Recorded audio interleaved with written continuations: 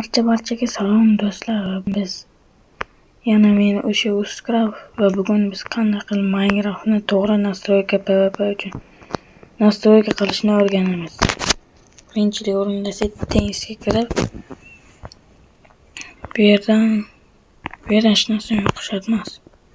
Touchga kirib, bu yerda senitisini 70 qo'yamiz. Bu yerdan sprint using joystick yo'q qo'yamiz. Auto jump o'chiq. Bu yerdan videoga tushib,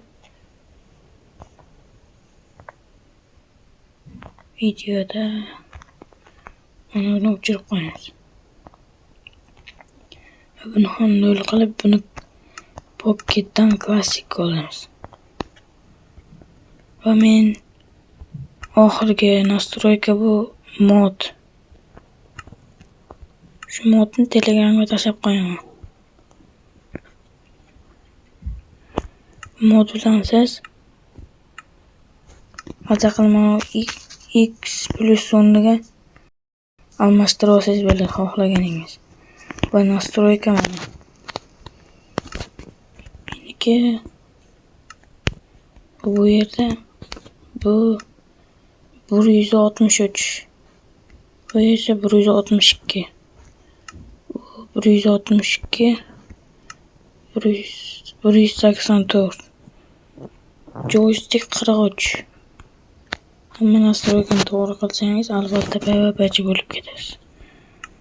Endi qanday qilib plyusdan almashtirishni o'rgataman. Chiqib olib, uni settingsga kirib, modni qo'shgandan keyin albatta modni qo'shib, nastroykaga kirib, hozir oxirgi chiqib global resursga bosib, bu yerda sizda moneta turadi, aktivatsiya qilib monetaga bossangiz moneta chiqadi. Bu yerda moneta nastroyka tugmachasi bo'ladi. Shu tugmachaga bunday bossangiz, mana shu yerda ruscha ko'p turadi. Bu yerda xohlaganingizni tanlab qo'yib olsangiz bo'ladi. Masalan, yumaloq, X, shunaqa. Men mana shuni qo'yib olganman. Menga shu ma'qul.